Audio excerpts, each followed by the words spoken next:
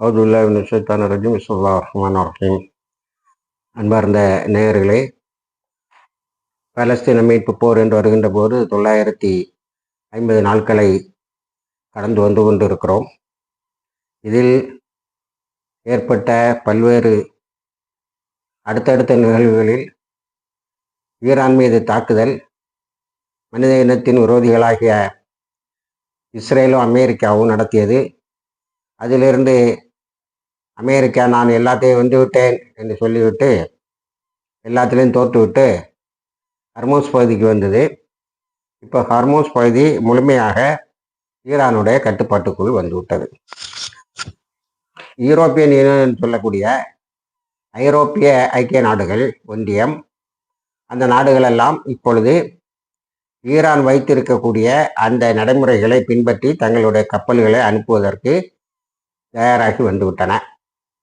அதனால் அவர்களுக்கு ஒரு பெரிய பொருளாதார பிரச்சனையிலிருந்து ஒரு ரிலீஃப், ஒரு பெரிய நிவாரணம் கிடைத்திருக்கிறது. ஈரானுக்கு நிரம்பிய வருமானம் கிடைத்திருக்கிறது. அமெரிக்காவால் பொறுத்து கொள்ள முடியாத மிகப்பெரிய ஒரு பெரிய விஷயம் என்னவென்று சொன்னால், இதுக்கிடையிலே ஈரான் தன்னுடைய பொருளாதாரத்தை வளர்த்து வருகிறது.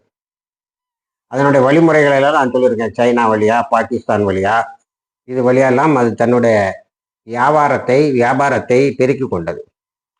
இப்போ ஈரான்ல புதுசா ஒரு டெவலப்மெண்ட்டு, அதை முதல்ல ரகசியம்னாங்க, அப்புறம் நியூயார்க் டைம்ஸ் போட்டு உடைத்து விட்டது. அது என்னவென்று சொன்னால், போர் நிறுத்த இந்த காலகட்டத்தில்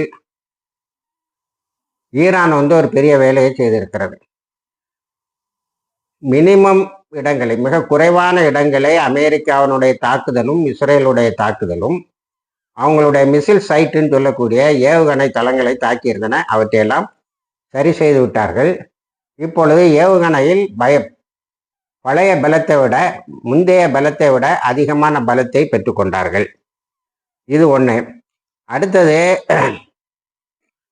ஒரு விஷயம் அமெரிக்கா கவனிக்க வேண்டியது என்னவென்று சொன்னால், என்று நியூயார்க் டைம்ஸுக்கு செய்தி தந்த அமெரிக்க இராணுவத்தினர் சொல்லி இருக்கிறார்கள், F-15E வீழ்த்தினது, F-35 கிரவுண்ட்ல இருந்தே சுட்டு வீழ்த்தினது. இந்த ரெண்டும் சரியான படிப்பினை தரும் அமெரிக்காவுக்கு. இப்போ அவங்க என்ன செய்தாங்கன்னா, இந்த பெலாஸ்டிக் மிசில்ஸை தாக்குறதுக்கான ஏர் டிஃபென்ஸையும் அதற்கான ஏவுகணை லாஞ்ச் பேடுகளையும், அதாவது ஏவுகணை தளங்களையும் சரி செய்து வைத்திருக்கிறார்கள். ஆகவே இனிமேல் ஒரு தாக்குதல் ஈரான் மீது நடந்தால் அது எதிர்பாராத பல இழப்புகளை அமெரிக்காவுக்கு கொடுக்கும் என்று அறிக்கை விட்டிருக்கிறார்கள். அதே போல இந்த வார் டைம் ட்ராக்கிங் சொல்லக்கூடிய போர்க்காலத்தில் நடக்கக்கூடிய செலவுகளை ட்ராக் பண்ணுற அல்லது அதை உன்னிப்பாக கவனித்து வரக்கூடிய ஒரு வெப்சைட்டு என்ன சொல்லியிருக்குன்னா, 79வது நாளில், அதாவது இன்னைக்கு வரைக்கும் அமெரிக்கா இழந்தது $85 பில்லியன். உங்களுக்கெல்லாம் ஞாபகம் இருக்கும், அப்பாஸ் அகர்ச்சி முன்னாடியே சொல்லிவிட்டார், 100 பில்லியன் நீங்க இழந்திருக்கீங்கன்னு. இப்போ 25ன்னா 29ன்னு சொன்னாங்க, இப்போ 85 பில்லியன்ல நிற்கிறாங்க. இந்த இதோட இம்பேக்ட் எப்படி இருக்குன்னா, எனர்ஜி பிரைசஸ், அதாவது கேஸ் போல உள்ள ஐட்டங்கள் 51.4% அமெரிக்காவில் ஏறி இருக்கிறது. கேசோலைன்னு சொல்லக்கூடிய அந்த நம்ம பைக் இது போன்ற உள்ள பொருட்களுக்கு போன்ற வாகனங்களுக்கு போடுகின்ற ஃபியூவல் எரிபொருள் 59.4% கூடியிருக்கு. இதனால அமெரிக்காவினுடைய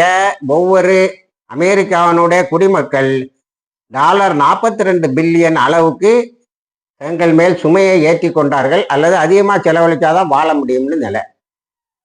ஆக இப்படி ஒரு பெரிய ட்ராக்கிங்கை கொடுத்துக்கிட்டு இன்னொரு பெரிய வேலையும், இன்னொரு பெரிய அறிக்கையை வெளியிட்டு இருக்கிறார்கள். அது என்னவென்று சொன்னால், அந்த அறிக்கை அமெரிக்காவினுடைய மிக பிரசித்தி பெற்ற CIA director and ex-US war secretary, அமெரிக்காவினுடைய உளவுத்துறை தலைவர்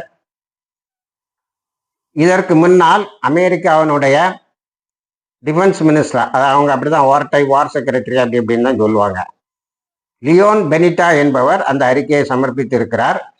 இனி எந்த ஒரு தாக்குதலும் அமெரிக்காவுக்கு எந்த பலனையும் தராது.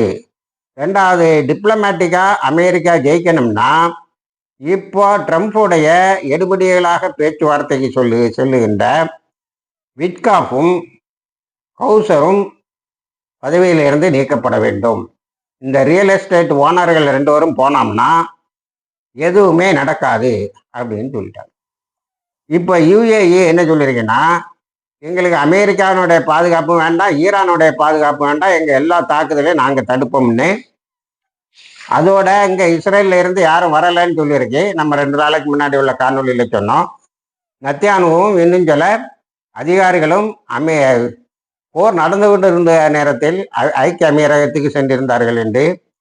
அதை செவ்வாய்க்கிழமை சொன்னதை, போன செவ்வாய்க்கிழமை சொன்னதை புதன்கிழமையே நம்ம நத்தியானுக்கு ரிவ்யூஸ் பண்ணிட்டான். இல்லைப்பான்னு செவ்வாய்க்கிழமை நான் பெரிய ஆண்மகனாக அங்கே போனான்னா புதன்கிழமை இல்லை, மன்னிச்சிருங்க நான் சும்மா பொய் சொன்னோம்னு சொல்லிட்டான். இப்போ இந்த அறிக்கைகள் பலதும் என்ன சொல்லுகிறது என்று சொன்னால், அமெரிக்காவினுடைய பொருளாதார ரீதியா இவர் சொல்ற மாதிரி, ட்ரம்ப் சொல்ற மாதிரி டிசைசிவ் விக்டரி அது இதெல்லாம் இல்லை, பெரிய அளவில் பாதிப்பு இருக்கிறது என்பதை எடுத்து சொல்லி இருக்கிறார்கள். அடுத்தது, நம்ம மிகவும் உன்னிப்பாக கவனிக்க வேண்டியது லெபனானில் நடந்து கொண்டு இருக்கக்கூடிய தாக்குதல்கள். இந்த லெபனானில் இருக்கக்கூடிய லெபனான் மீது இஸ்ரேல் தாக்கி கொண்டு இருந்தாலும் அதில் டெய்லி 3 பேர் 4 பேர் ஷஹீதாகிறாங்க. ஆனால் ஹிஸ்புல்லா தாக்குற தாக்குதல் இஸ்ரேலை நிலைகுலைய செய்து வருகிறது. அங்கே இருக்கக்கூடிய இராணுவத்தில் உள்ள எல்லாரும் சொல்லிட்டாங்க, நம்மளால இராணுவ ரீதியாக வெற்றி பெற முடியாது. டிப்ளமசி இன்னும் சொல்லக்கூடிய பேச்சுவார்த்தைக்கு போனால் இவன் வாஷிங்டனில் போய் ஹிஸ்புல்லா ஆயுதத்தை கீழே வைக்கணுங்கிறான், அவன் ஹிஸ்புல்லா ஆயுதத்தை கீழே வைக்க மாட்டேங்கிறான். ஹிஸ்புல்லா இன்னைக்கு சற்று நேரத்துக்கு முன்னால் விட்ட அறிக்கையில் என்ன சொல்லியிருக்கேன்னா, இதுவரைக்கும் லெபனானுக்கும் இஸ்ரேலுக்கும் வந்த சண்டையில் பேச்சுவார்த்தை எந்த தீர்வையும் தரவில்லை.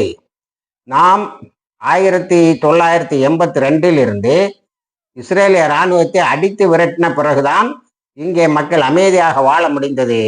ஆகவே போர் ஒன்றுதான் இதற்கு தீர்வு, பேச்சுவார்த்தை தீர்வு கிடையாது. இதை எந்த பின்னணியில் பார்க்கணும்னா, வாஷிங்டனுக்கு பேச போன நத்தியான்ஹூ லெபனானுடைய அரசியல்வாதிகளிடம், நீங்கள் ஹிஸ்புல்லாவை எப்படியாவது டிசாம் பண்ணுங்க, ஆயுதமற்றவர்களாக ஆக்குங்க, என்ன வேணாலும் செய்கிறேன்னு இருக்கான். அவங்க கொஞ்சம் கன்செஷன் கொடுக்குற மாதிரி பேசியிருக்காங்க. அதை தான் இவங்க பெரிய அளவில் மறுத்திருக்காங்க. இப்போ இஸ்ரேல் இராணுவத்தில் 12,000 பேர் உடனடியாக தேவையாம். யாரு? இயால் ஜமீருங்கிற தலைமை தளபதி அறிவித்திருக்கிறார். அதான் இராணுவ நோக்கர்கள் என்ன கேட்குறாங்கன்னா, அக்டோபர் 7, 2023 நீ ஆரம்பிக்கும் போது என்ன சொன்னேன், என்கிட்ட 3,60,000 பேர் காம்பேக்ட் ஃபிட் சண்டையிடுவதற்கு தயாராக இருக்கிறார்கள் சொன்னேன். ஏன் இப்போ 12,000 ஷார்ட்டேஜ் வந்தது? மீதி உள்ளவங்க என்ன ஆனாங்க?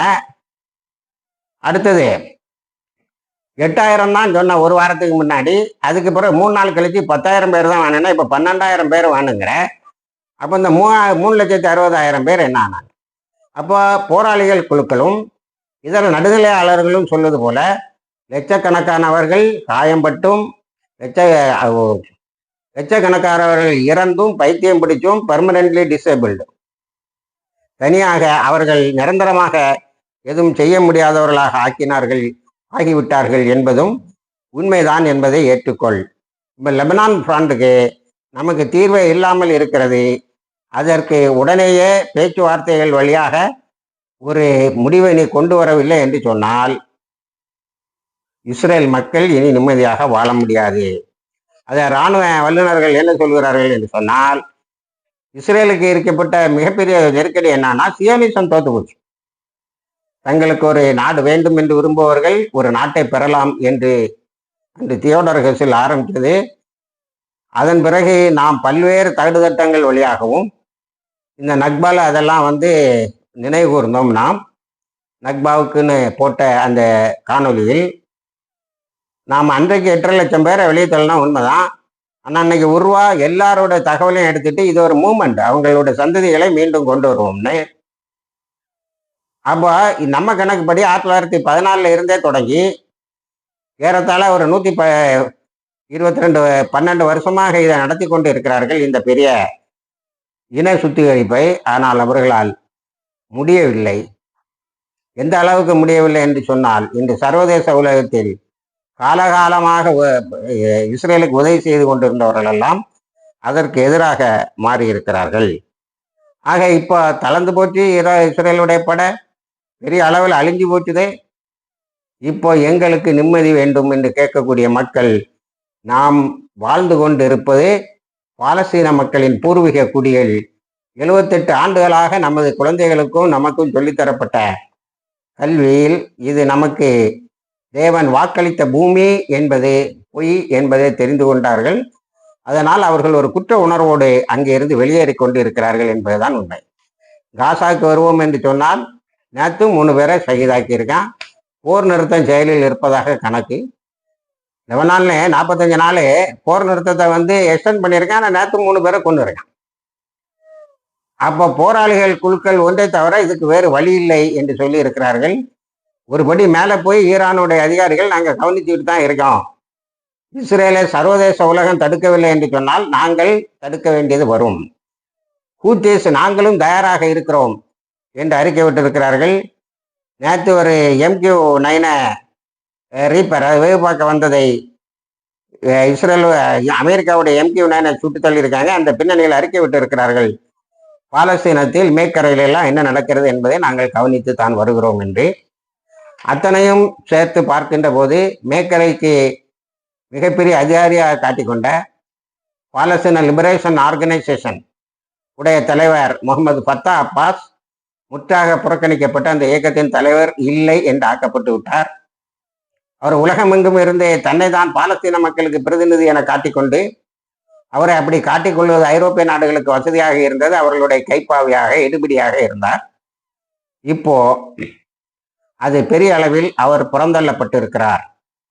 ஆனால் அதே நேரத்தில் நேற்று பல கட்டடங்களை இடிக்கின்ற வேலையை பெத்லஹேமில் இருந்து ஜெருசலம் வரைக்கும் இஸ்ரேல் தொடர்ந்து கொண்டு இருக்கிறது என்ற செய்தி பெரிய வருத்தத்தை தருகிறது.